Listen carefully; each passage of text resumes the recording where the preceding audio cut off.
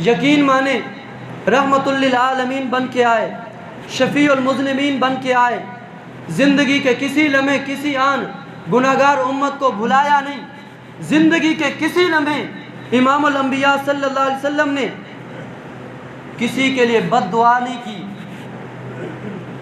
مگر جس نے روزہ نہیں رکھا آپ کا اس کے متعلق غصہ کتنا ہے۔ پوری زندگی آپ نے کسی کے لیے بد دعا نہیں کی، پورے 13 سال اندازہ لگاؤ یار، جس قوم نے پورے 13 سال نبی کو ستایا، نبی کریم صلی اللہ علیہ وسلم نے ان کے لیے بد دعا نہیں کی۔ 13 سال آپ پہ پتھر برسائے، آپ نے ان کے لیے بد دعا نہیں کی، آپ کے راستے میں کانٹے بچھائے، آپ نے ان کے لیے بد دعا نہیں کی، نبی کریم صلی اللہ علیہ وسلم کو قتل کرنے کی سازشیں کی، آپ نے ان کے لیے بد دعا نہیں کی، شعب ابی طالب کی گھاٹی میں آپ کو قید کر دیا گیا، آپ نے ان کے لیے بد دعا نہیں کی، نبی کریم صلی اللہ علیہ وسلم کے راستے میں گڑھے کھودے گئے، آپ نے ان کے لیے بد دعا نہیں کی، نبی کریم صلی اللہ علیہ وسلم نماز پڑھ رہے ہیں، سجدے میں ہیں، بیت اللہ کے سامنے ہیں، سجدے کی حالت میں آپ کے جسم اطہر پہ اونٹ کی اوجڑی ڈال دی گئی، آپ نے بد دعا نہیں کی، طائف کی وادی میں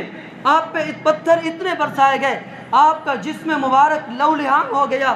حتیٰ کہ حدیث کی کتابوں میں آتا ہے آپ کے مبارک جسم سے آپ کا پاک خون اتنا نکلا، فوارے چھوٹ رہے ہیں، آپ کا پاؤں خون سے اتنا لت پت ہے کہ آپ کے مبارک جوتے پاؤں سے چپکے ہوئے ہیں، آپ نے بد دعا نہیں کی، نبی کریم صلی اللہ علیہ وسلم کے مبارک دانت شہید کیے گئے، آپ نے بد دعا نہیں کی، نبی کریم صلی اللہ علیہ وسلم کو اتنا ستایا گیا، آپ کو مکہ چھوڑنے پہ مجبور کیا گیا، نبی کریم صلی اللہ علیہ وسلم جب مکہ چھوڑ رہے ہیں، بیت اللہ چھوڑ رہے ہیں، آپ غم زدہ اتنا ہیں، آپ بیت اللہ کی طرف دیکھتے ہیں، آپ کی مبارک آنکھوں میں آنسو ہیں، بار بار دیکھتے بھی ہیں، آنسو بھی بہا رہے ہیں، اور مبارک زبان سے کہہ بھی رہے ہیں کہ بیت اللہ تجھے چھوڑنے کا دل نہیں کرتا،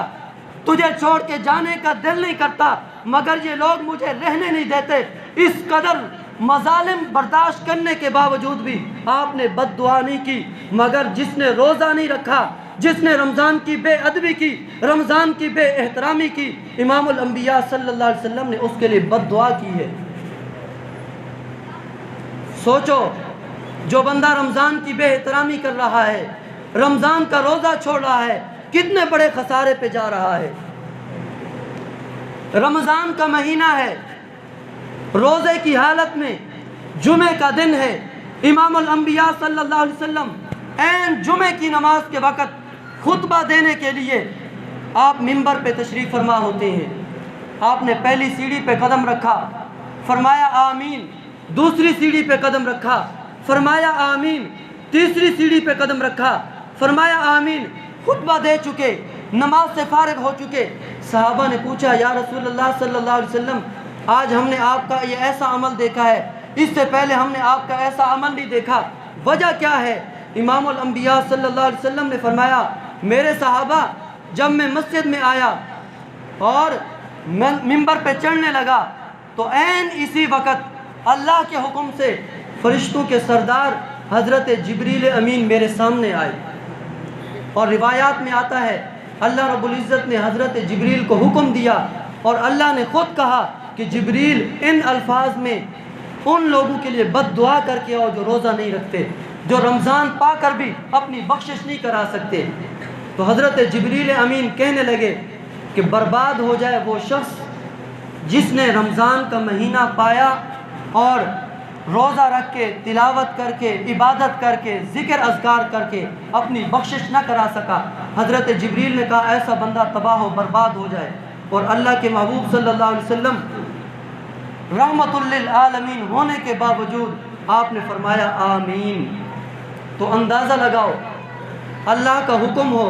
رمضان کا مہینہ ہو، اور جبریل امین کی بد دعا ہو، اور اللہ کے محبوب کی اس پہ آمین ہو، تو ایسے بندے کی بربادی میں کوئی شک